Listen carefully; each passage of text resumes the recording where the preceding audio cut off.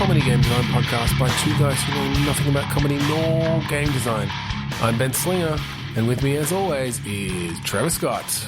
All right. Yeah, I am. Good. Trev, do you work out? I don't know. I've got gymnasia.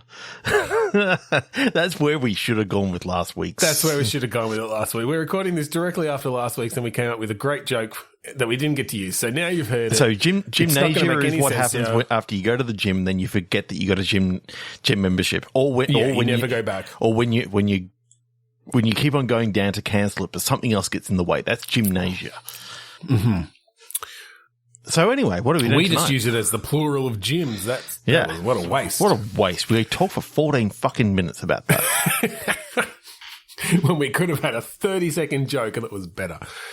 I think we're going to keep the Click Pitch Classic game rolling. You may have 3 of them in a row. Wow. So this is where we each have a random word generator in front of us. And on the count of 3, 2, 1, click, we are each going to get a fresh, newly baked, fresh out of the oven word, a noun probably. And we're going to jam those together into a messy video game cake mix, because that's what the sort of thing that comes out of ovens. Yes. I don't know. And then the MasterChef judges, they judge them, and if they give them a poor score, we get eliminated and we go home and we that's never the come end back. of the podcast. Yeah. That hasn't happened yet. Different hosts. Yeah, no, we've done well. It happened one time, but then, the Platforms and Pitfalls guy who came in to replace us, they only lasted one episode and then we were back. Yeah, then they brought us back as the returning champs. Yeah. 3, 2, 1, click. Spouse. Recursion. Okay. Spouse within a spouse. Spouse recursion. Oh, that's interesting. It's kind of like one of those time games where you're in the middle of a breakup. Maybe this is, hang on, I don't know if this works, but I thought of a time game like you said, but the goal is to create a paradox in some way where you how would that work? That your spouse creates new, like you create infinite spouses somehow? I don't know if that works. I feel like that would involve too much incest in some way. I'm not sure of the exact mechanics, so maybe let's not do that. You walk in on, it's 2 of your spouses in the midst of carnal relations. That, is it quite right? No. I don't think it is quite right. So I don't think we'll do that idea. 3, 2, 1, click. That train just left the station very quickly. Derailed. That train derailed. Hold. Raveling, which I guess is the opposite of unraveling. Makes sense. Did you say hold? Yes. Hold. Oh, well, I mean, or just hold it. Like, I'm picturing what the act of raveling would look like. Presumably it's like putting something on a reel or tying, like. You find a piece of string and you start raveling. You just. Oh my God. This is what is it? Playdate? What's the little console with the wheel? Oh, yeah. The Playdate? I can't remember. Well, I think it's called Playdate. But yeah, that's actually kind of cool. But, yeah, Playdate. So for those who don't know, the Playdate is like a little handheld console where the main or one of the main inputs is essentially like a winch dial sort of thing like it's got a little handle that you turn. Thing is, this is for the Playdate 3. So it's a couple of console generations down. Okay. Now you can actually have some 3D stuff, because you couldn't really have that on the Playdate because it was very much a small thing. Because the way I'm seeing it is you find a string on the ground, you're like, ooh, piece of string. And you start raveling it, and you're following and seeing the adventure as you go on. Okay, and so is the gameplay kind of in how fast you are raveling at any point? Like if you if you start raveling it too fast, like it might go taut, and that's going to change something in the world. Like someone's going to clothesline on it, or bird's going to land on it. You know, yeah.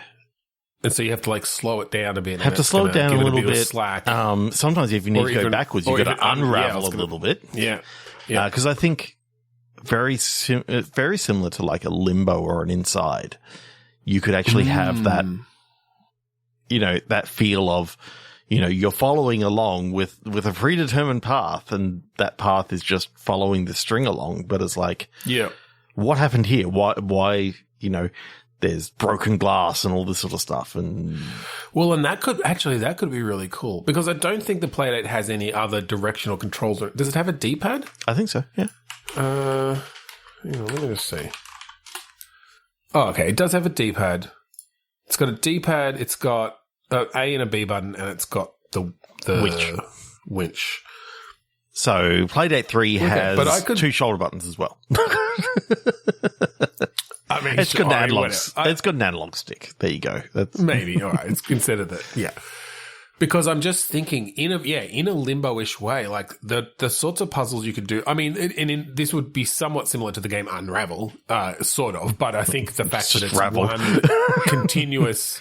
one continuous string is sort of what sets this apart. But that yes, like I'm picturing puzzles where you ravel it up and you're moving forward, and then you hit a switch to like bring down an elevator, and so you unravel it a bit to like get on the other side of that, and then the elevator goes up and it pulls you up, right? Because now the string is over the top of it, and you're creating these different, so you know you get up higher or something like that. You could come up with some really interesting puzzles around you just raveling and unraveling this string, basically. For some reason, in my head, I was going through all the levels, and you get to an airport, and then it leads you onto a plane, and then the string goes into the pilot's cabin, and it's like, okay, well, I guess I got to wait, and then all of a sudden it's like, oh no, now the string, like you get to the destination, and all of a sudden it's like, no, it's gone out the door now. like somehow it's looped around, even though you've flown like across the I mean, it could be a mystical string of some sort. I just like the fact that it's like no one's let in the pilot's cabin. Okay, I'm going to sit here and I'm going to watch and wait.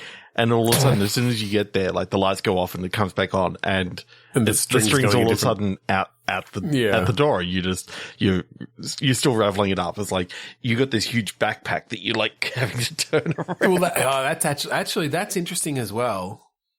I wonder if there's a gameplay element to cutting the string at a certain point to offload what you've raveled.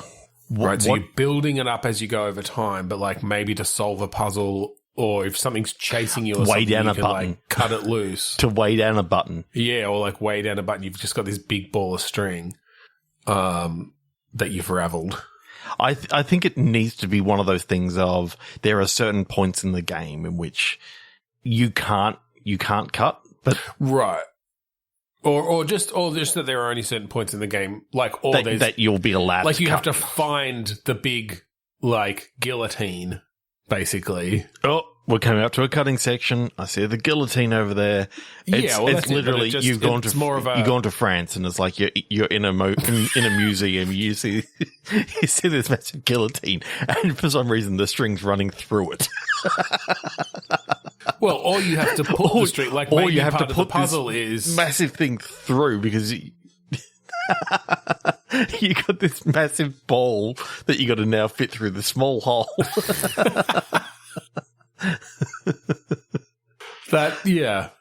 Anyway, that's interesting. But I mean, even that idea of the ball getting smaller and bigger depending on how much you've raveled or unraveled could be an interesting puzzle in a certain area where it's like, oh, you need to go through here, but as you ravel it all up, that hole is too small for the ball now.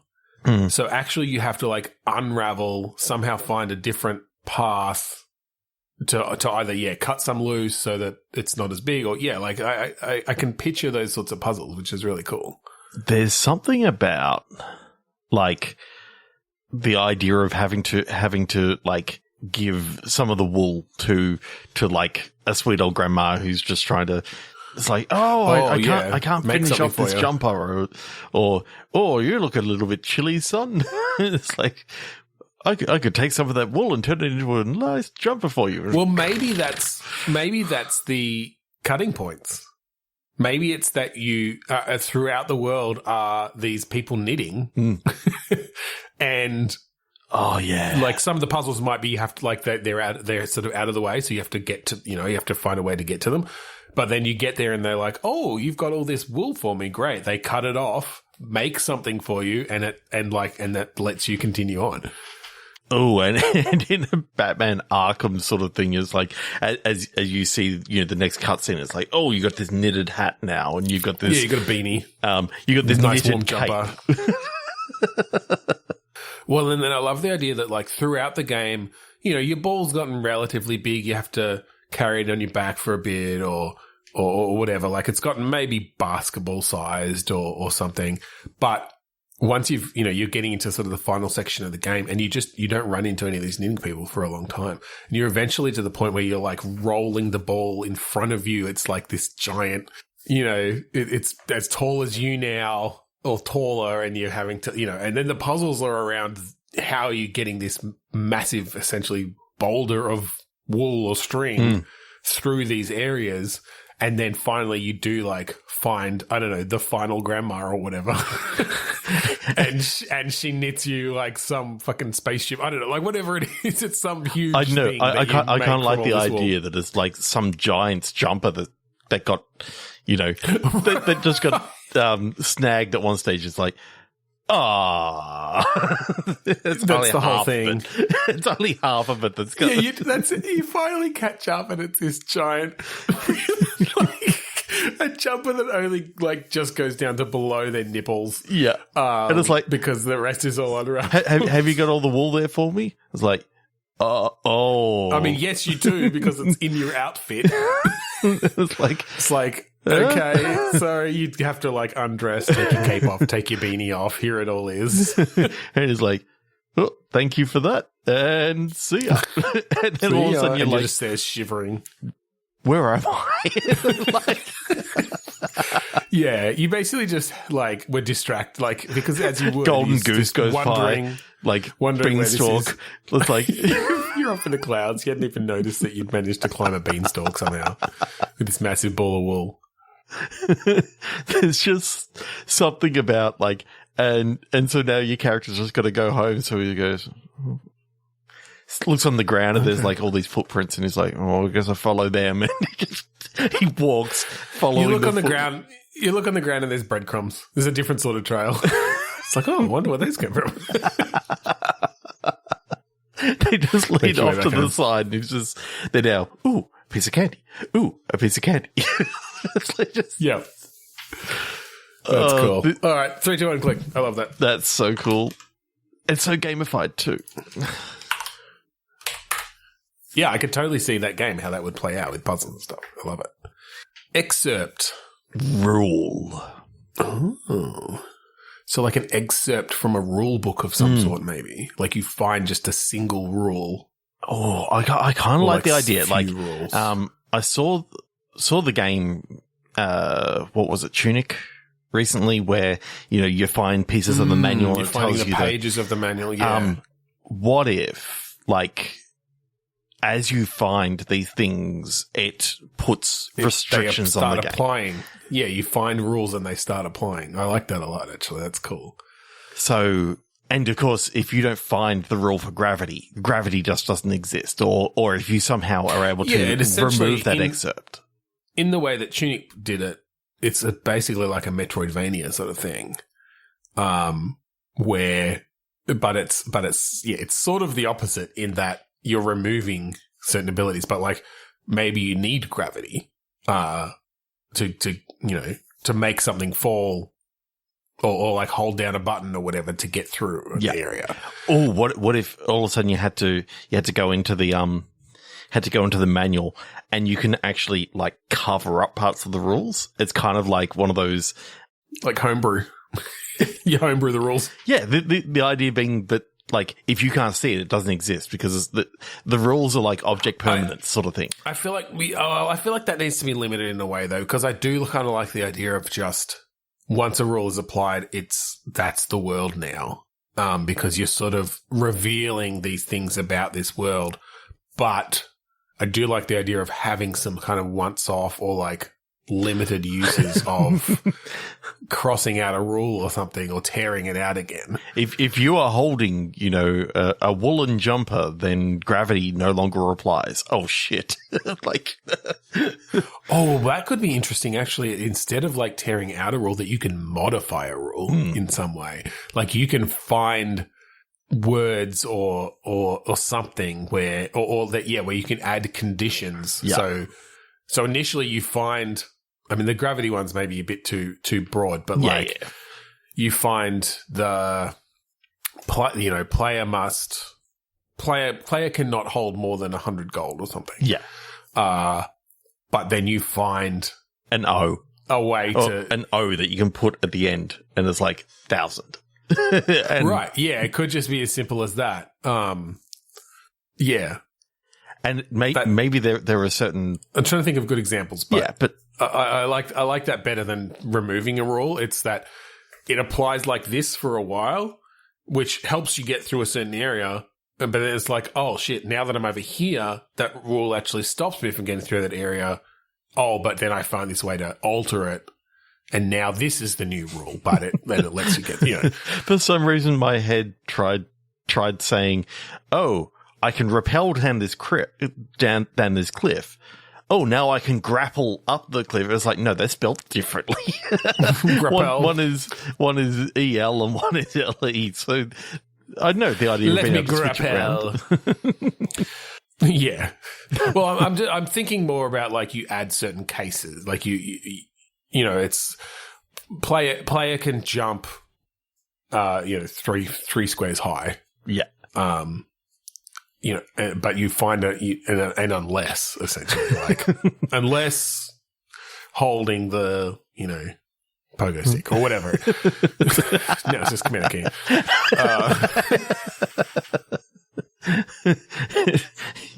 Your initials have been CK the entire time. It's just, you're an old man. This must be like the third secret Commander Keen game we played. I know. But yeah, I like that. It's one of these ones where I can feel the mechanics and how well they would work, but I'm having a hard time coming up with the rules examples.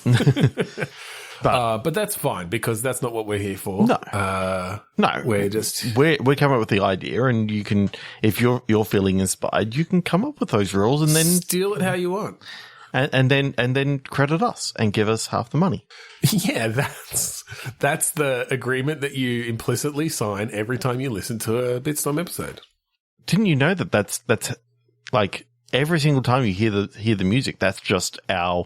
Yeah, it's actually there subliminally under containment under Mount Well, it's containment failure from like the album is containment failure, and therefore it's contained within it is that clause. And Mount Defiance is an ironic name because don't defy us. Yeah. Stammer. Oh, 3, 2, 1, click. Stammer. Orbit. Oh, interesting. Stammer and Orbit. So I mean, Orbit immediately made me think of it. Did you ever play The Outer Wilds? Yeah. Just the orbital mechanics in that game and the way that everything was, physically accurate. Oh, and just the way that whole time thing started at the very start. Oh yeah, I really should play it again and actually finish it one of these days. I played it in VR, and that is like, wow, yeah. Is that an official? No, someone made a mod and did a fucking great job of it. Okay, interesting. Stammer is interesting though. I'm trying to figure out how this plays in. Is there a meaning for stammer other than like the, vocal sort of tick? Not really, huh? No. I mean, we can use someone.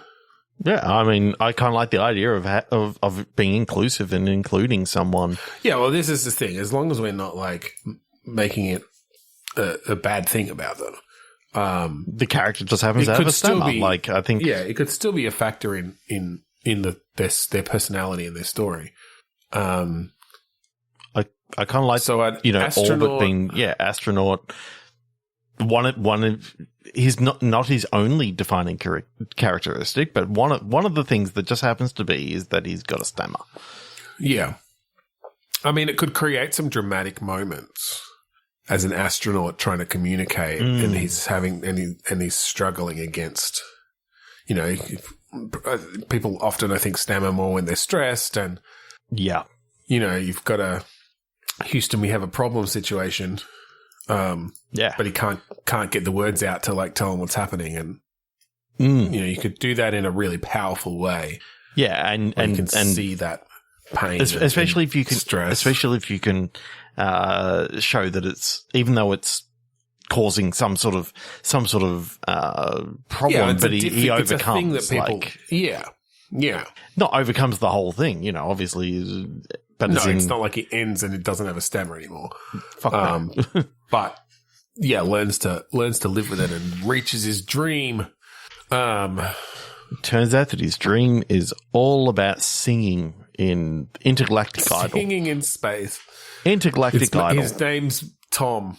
And he ends up being Major Tom. He's out in space. 3, 2, 1, click. Yeah, okay. Upbeat. Band Wagon. Ooh. Okay. Is Band Wagon a like music TV show? I feel like was there a show called that? I feel like that's a thing.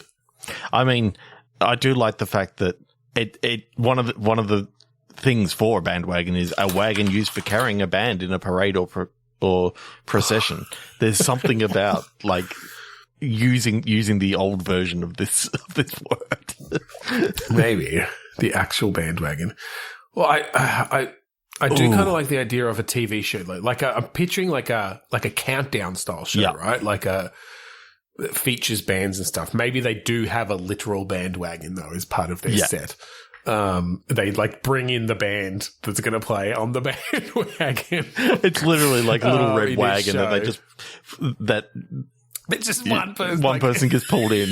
Like one person pulls it in. It's like, and then just having some stories around what happens. Whether it's that we play it out as episodes, or if it's like more of a behind the scenes thing of, kind of in like a 30 Rock way or something where it's, here's the stuff that happens. Here's the hijinks that is going on in kind of like a wide world of sports. Like something's happening in the background, but you still got dramatic, bands that with ridiculous riders and the broadcaster, having stupid requests and trying to cancel you or whatever. Oh, I'm just imagining that you'd occasionally get like the band who goes, we're too good to be miming. It's like the reason why we want to mime is so that you don't stuff up and swear. Like we don't make the mics hot so that you can just. So I like doing that as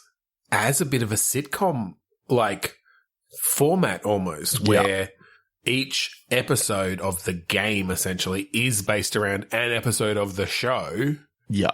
It's a different band each time. The hijinks of stuff going on. The hijinks that happen. I think maybe it's a bit of a like... The producer that you get to know and you get to know... well, that's it. Then you get to know the characters. You've got your regular cast of characters, but you've got your guest characters who are the band coming in each time. Okay.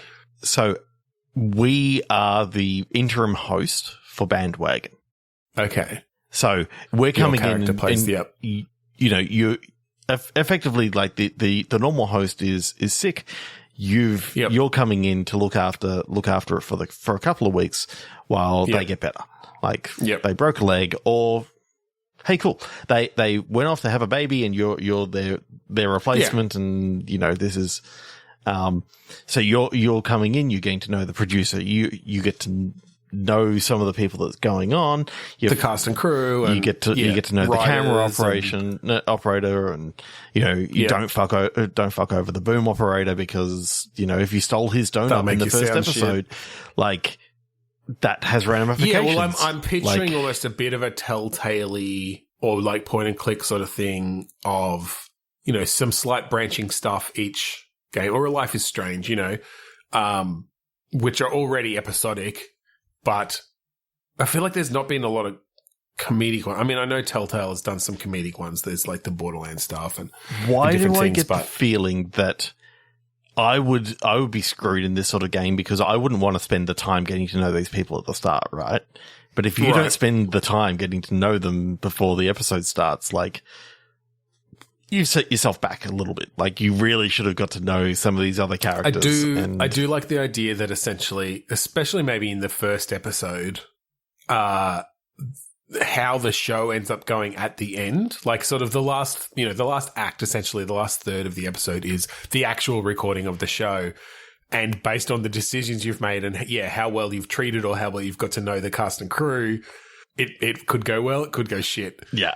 And then that will lead into episode 2 of, and it can essentially just be a branching, like, did you do a good episode? Did you do a bad episode? And kind of just kicks off. And the next now episode you're having to deal with a slight change to the thing of, the big wigs have now come down because they weren't happy with your last episode, or the big wigs have come down because they were really happy with your last episode. Because they want to congratulate you. Yeah, and it changes up the dialogue a bit. Like Life is Strange does. I mean, Life is Strange, has a fair number of decisions that you make, and it enumerates them all at the end, which is fun as well.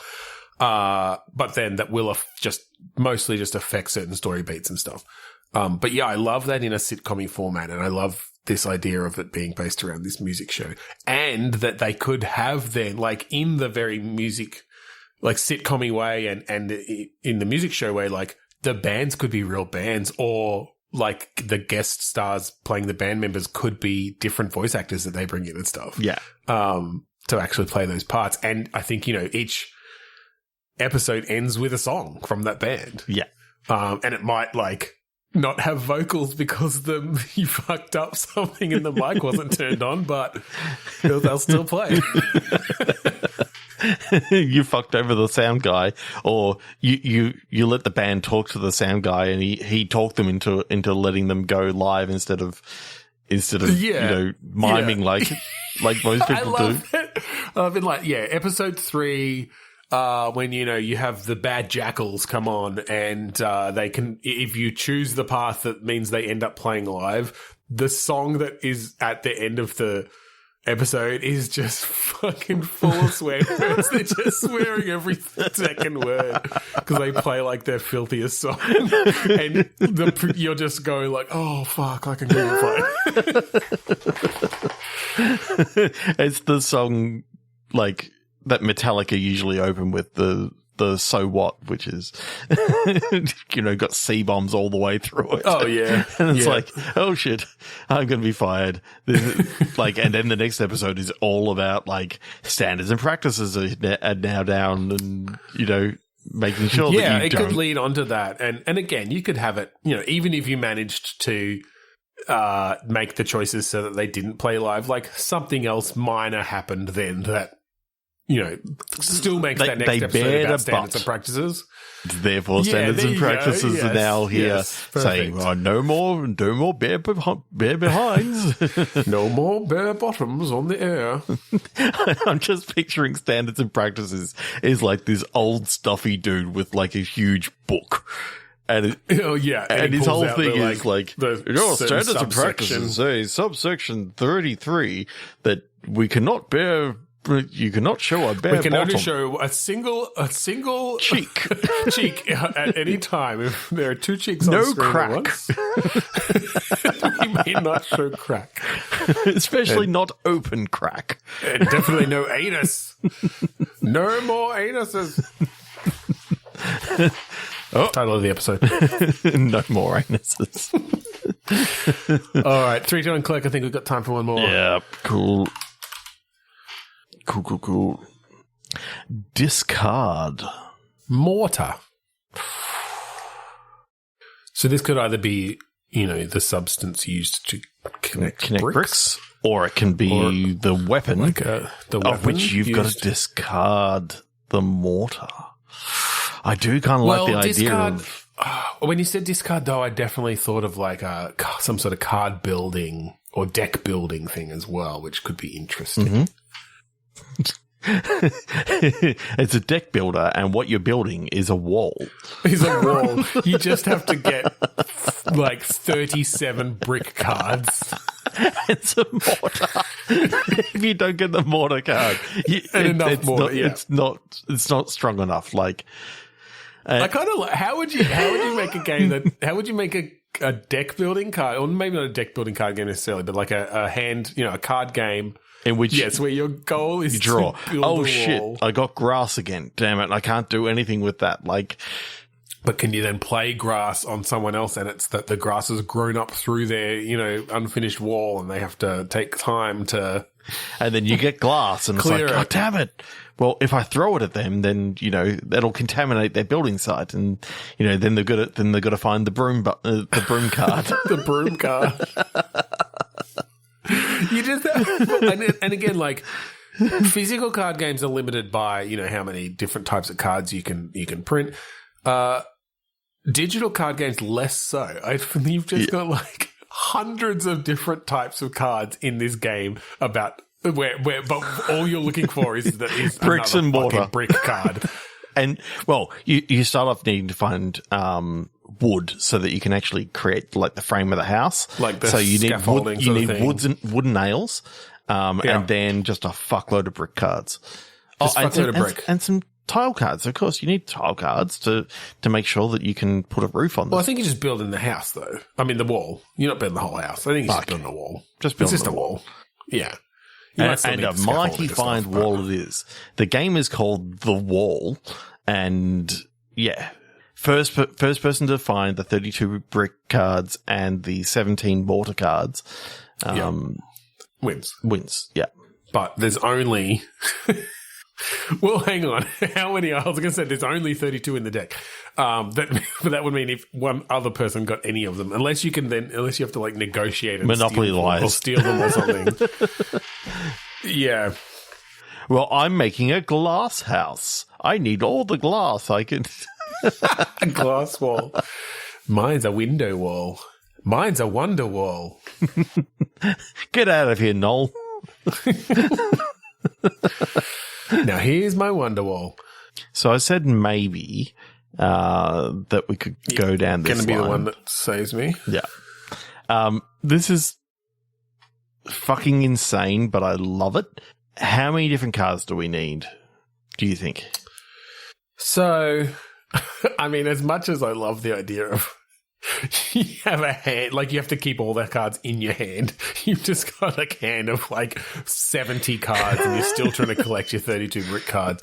No, I think you've got a play area. Like maybe as you get, 2 bricks and some mortar or whatever, you can lay that down. Essentially play them as your turn, and they become part of your wall. Oh, you can only connect a brick to another brick with a mortar card. So the idea is that you could have 3 bricks in your hand, but you don't have the mortar to actually connect them together. That's right. And you could, and people can steal, like there are cards that let people steal brick, but only from your hand. Essentially, once something's in the wall, it's much harder for anything to happen. It's solidified. There are still things. Yeah. I think there maybe are still things that could happen to your wall in some way. I think you can actually sabotage other people's walls with like a sledgehammer. Like that's like on your action turn, and if they don't have, they lose like 3 bricks out of their wall or something, or and they the bricks go back into their hands, but they lose the mortar cards because you can't really reuse the mortar. This is actually, I think there's some fun stuff. This actually got some teeth to it. In fact, teeth is one of the cards. You bite the other person and they miss a turn. No, because they have to go for a tetanus shot. I think maybe you can put like down some old pottery or something like that, and it's basically to send like paleontologists or archaeologists over to their site to make them lose a turn, sort of thing. Site. Yeah, I think you can have a lot of like it's almost a chance card sort of situation. Yeah, you're where you can throw down over, things that screw over others. Oh, but I think up to like 4 players send over the shitty intern. Yep, it's like, and or you can like contaminate their mortar or something that like all mortar cards in their hands too sloppy. Yeah, well, that's it. Like, you just add water to their mortar and it like... fuck. It removes all mortar cards from I fucking love this. Hand. Like... this is the thing, like, a good game designer, and I'm not saying we're that. I think we have enough. I think we have enough to know what could potentially make a good game. I think we'd find it very hard to actually make this game. But I think, like, someone with some design chops could absolutely make an actual effective card game out of just building a wall. Yep. But it's a digital one. It's got to be digital because... and I like digital because then, I think the way we've described it, actually, it probably could make a physical game as well. But I like digital. I like you actually see your wall. We can render it really nicely in Unreal Engine. When someone hits you with the sledgehammer, it actually like knocks out the bricks. When they put the pressure hose over, it can actually water down the mortar too much and bricks slide off. But again, they're loose bricks then, and that's available for anyone to pick up from the table. Like, oh, okay, yeah. Because I think that's another rule. Like, if you wash away the mortar, like they're now free for anyone to grab. If you don't have more mortar to put down to like attach those bricks properly into the wall, then they're just loose bricks. They're free for the taking. But yeah, cool. I love that. And then I think we follow it up with a game about watching paint dry. Fuck yeah, yeah, cool. Well, that's the end tonight. That's all we have time for this episode. So thank you for joining us this week on Bitstorm. If you want to find our previous episodes, go to podchaser.com/Bitstorm. Check them all out. Leave us a review. Tell us what band you'd want to see on Band Wagon. Yeah. I know which band I'd like to see. That band, Kuradust, who may do their song Mount to Find Self of the Uncontainment-Phobia. And that's the challenge for that week, is that it's a 10-minute fucking song and it takes up half the episode, and the producers get mad. But yeah, because they didn't realize that they were going to play that song and not their hit Doll in the Dust. Yeah, the vocalist just stood there doing nothing. And then bared his butt. And then the guitarist was speaking Japanese in the middle. Just not good for ratings. But yeah, thank you again for joining us this week on Bitstorm. I'm Ben Slinger. I'm Trevor Scott. I'd also like to see Eldritch Rights. Plug.